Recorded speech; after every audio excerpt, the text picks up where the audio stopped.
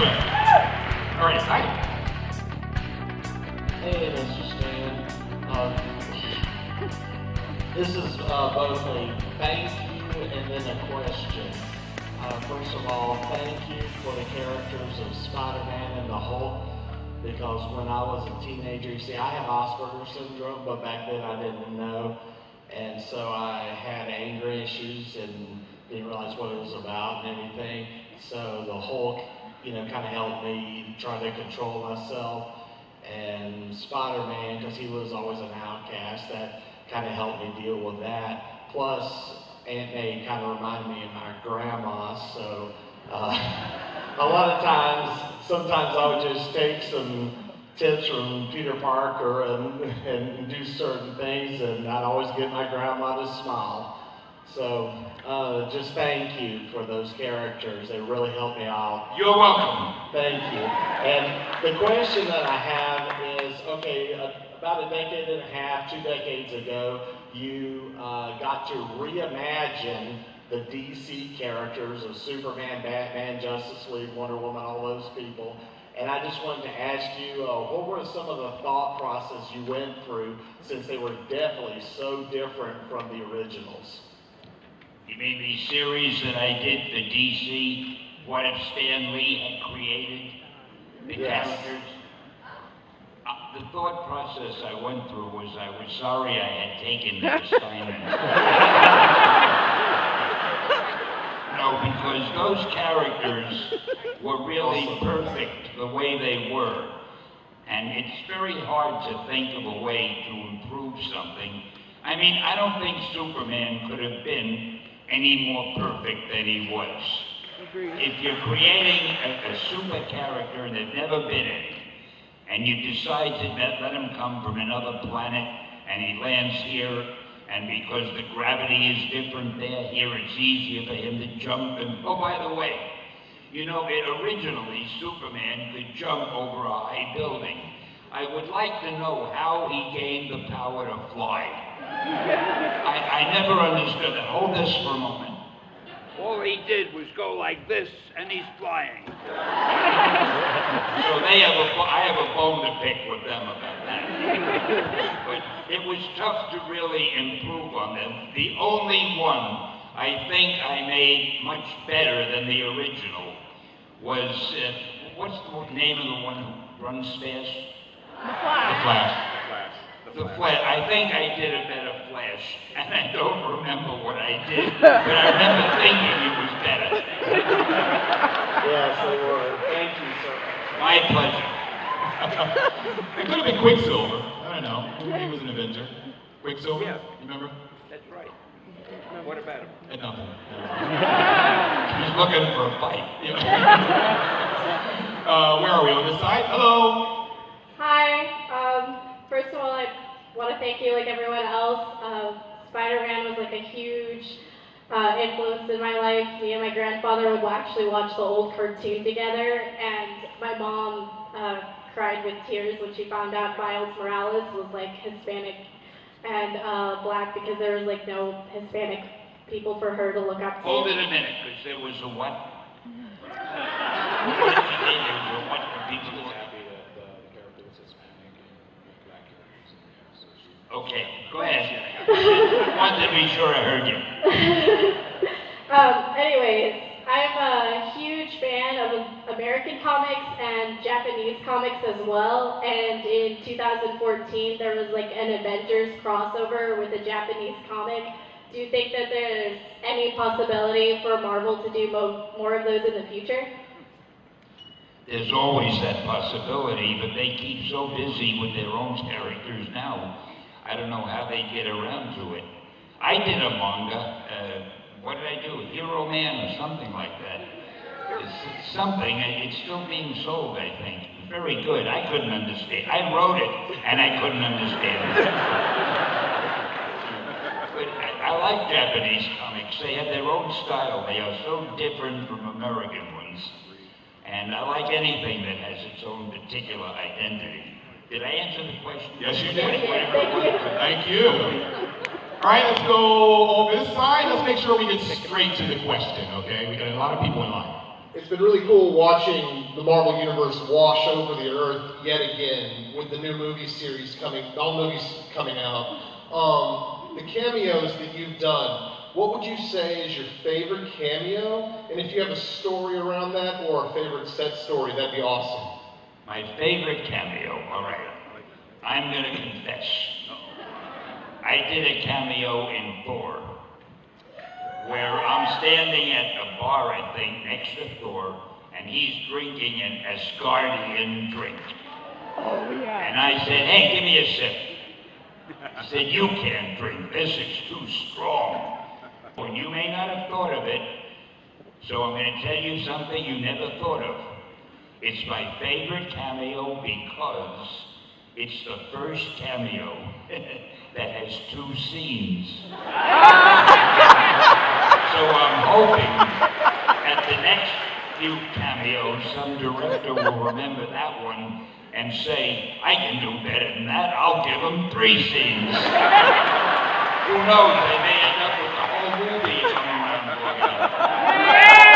That would be great, the Stan Lee movie. Stan Lee, the movie. That would be... I like that too. You like that? All right. Royalties. Yeah, I think we're on that side. Hi. Hi. So, I might be the only one that remembers this, but years ago you did a reality TV show called Who Wants to Be a Superhero? Right.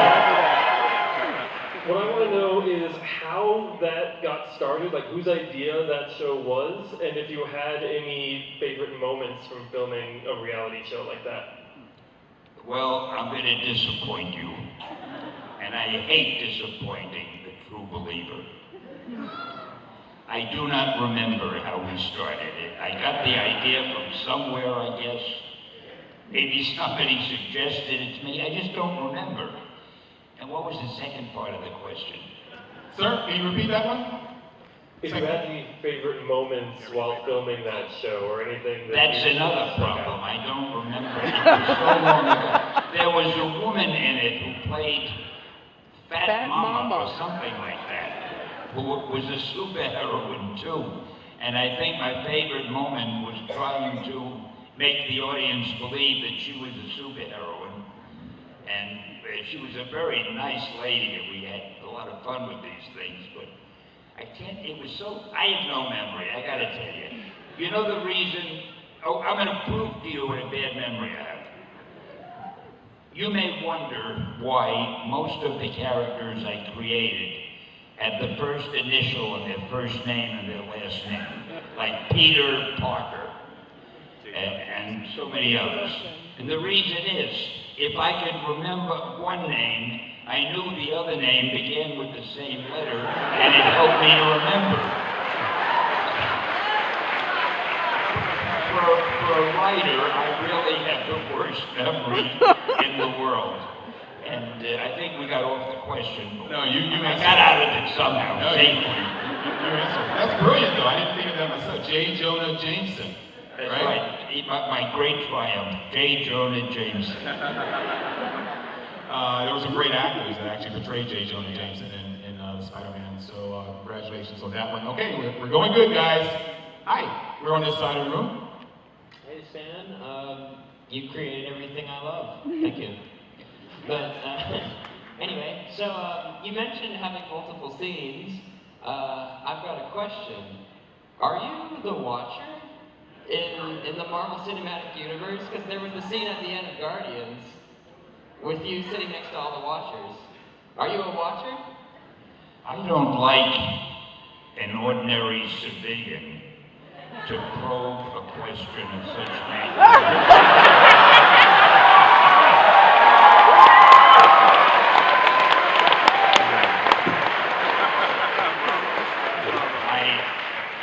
I am not permitted to give you a definite answer, but let me say, in some strange way, you're on the right track. That is, in fact, the closest answer we got out of him on any spoiler, so that was pretty good. Okay, hi, on this side. Hey, Silly, it's Spider-Man. Just wondering when I'm going to join the Avengers. Spider-Man or the Avengers? No, but seriously, Mr. Stanley, you created all the characters that I loved as a kid and still love today. And as a writer myself, I do want to ask, when you're going through your storylines or your characters and you're trying to make a new story, what goes through your head? How do you come out with the story that you will make? Yeah, I wish I could think of an answer to that. The same way you do, or the same way anyone else does. You sit down and you say, I've got to write a story. So the first thing you think of is, who is the story about? Let's say it's going to be about Daredevil. So, okay, Daredevil is blind, so I got to think of a story that involves his blindness and where in some way he can use it to help him catch the bad guy, or in some way it causes him to be in trouble and he's got to find a way to save himself. And you just start thinking of all the things that might happen, and you pick the one that interests you the most, and you start writing it, and I don't know what else to tell you. One thing I will tell you, a lot of writers say they write stories for people from 25 to 35, or they write stories for people from 18 to 22, or whatever it is. I have never thought I write stories for any special group of people. I like to feel I'm writing stories for me.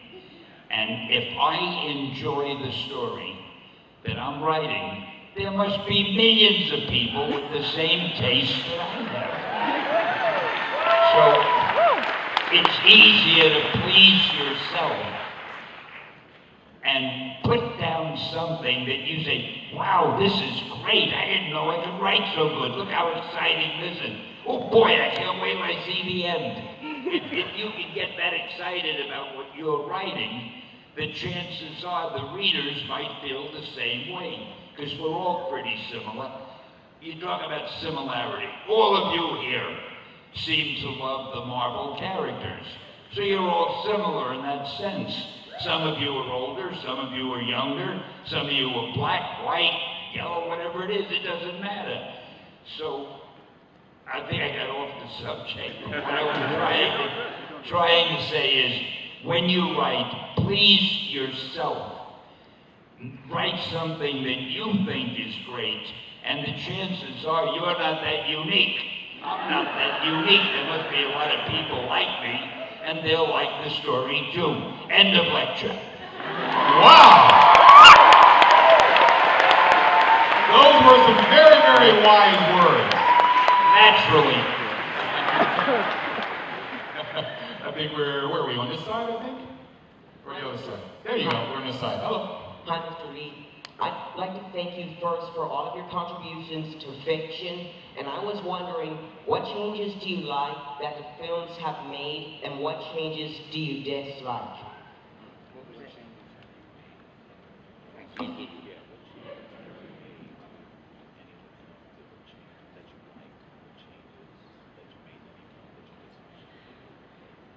So what changes did I make? Would I make to any film? Oh, I wouldn't change any films. Any film that's out there, any story that's out there is the product of somebody's imagination and somebody's work. That's the way he wanted it or they wanted it. I wouldn't change it. If I had to write something like it, I would write something completely different using those characters. I would never try to change what another writer writes. I would just maybe try to write something totally different about the characters, which is probably a very unsatisfying answer. I'm sorry. Yeah, I think the gentleman that just asked that question is, with the motion pictures, of course, that is in the hands of totally different writers. Stan basically served as executive producers on all of the Marvel films, so I'm sure his input was there, but like he had just described, you know, he's got a little bit of, respect for the writers and what they put down on paper. I have to also confess why it's a little difficult for us sometimes. I can hear perfectly. Every one of you that talks, I hear you, but I have a very strange affliction. even though I can hear, somehow or other the words don't come in clearly to me. So you may say, Stan, what's your favorite character? And I'll hear, Stan, what's your favorite character? And I turn to you, what did he say? And that's why I do that. It's not that I'm not listening or paying attention, but I've got this stupid hearing thing. It's the clarity that I don't have. I have the sound, but it's hard for me to tell what the words are. So thank you for helping. Thank you for being patient. Awesome. Okay, next question.